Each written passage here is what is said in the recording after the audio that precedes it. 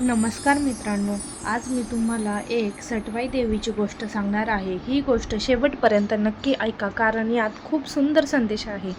सटवाई देवीची अद्भुत गोष्ट।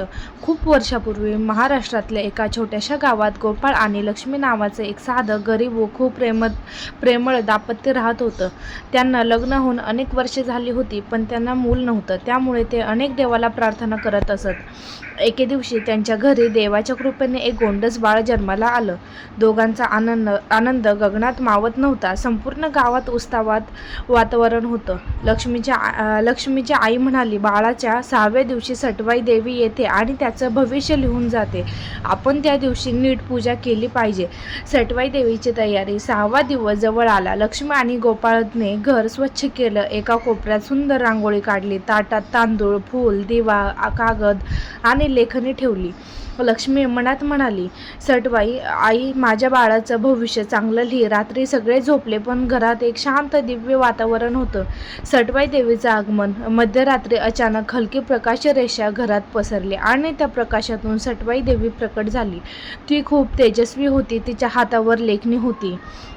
ती हळूहळू बाळाजवळ आली आणि त्याच्या कपाळावर हात ठेवला। ती म्हणाली, या बाळाच्या आई वडिलांची श्रद्धा आणि प्रेम खूप शुद्ध आहे। तिने कागदावर लिहायला सुरुवात केली, हे बाळ आयुष्यात प्रामाणिक, मेहनती आणि दयाळू होईल। त्याच्या आयुष्यात अडचणी येतील, पण तो त्या धैर्याने पार करेल।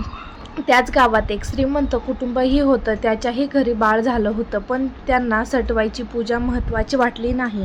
ते म्हणाले, हे सगळं अंधश्रद्धा आहे। 6व्या दिवशी त्यांनी काहीच तयारी केली नाही।